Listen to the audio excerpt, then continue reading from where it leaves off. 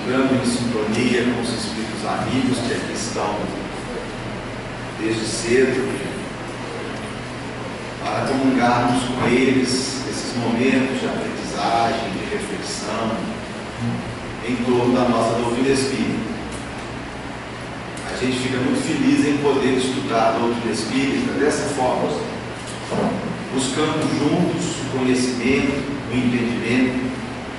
Certamente não será dita a última palavra, não temos pretensão de dar a última palavra, mas de caminhar um pouquinho mais no entendimento das coisas que importam o estudo do Espiritismo. Então, para dar início ao nosso encontro geral, o companheiro da casa vai fazer a prece inicial.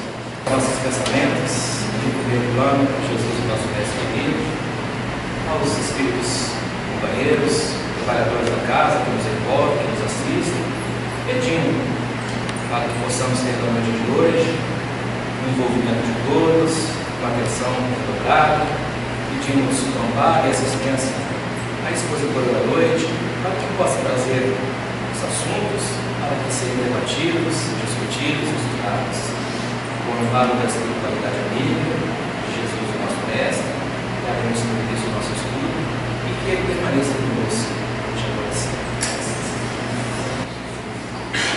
Nós havíamos prometido trazer a Adriana Rich para o céu. Está aqui a Adriana Rich, né? A Adriana Rich é hoje uma das boas trabalhadoras da nossa doutrina espírita.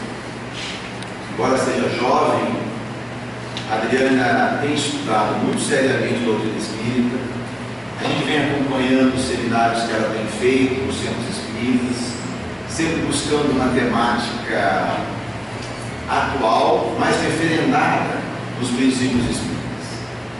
Ela é dirigente do Centro Espírita Ivon Costa e também expositora muito solícita, sempre atendendo às nossas solicitações com muita prontidão.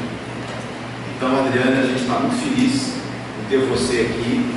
O TED é um empreendimento do IDE que já está no seu segundo ano e que tem o diferencial de permitir a troca de opiniões, para que a gente possa aprofundar um pouquinho mais em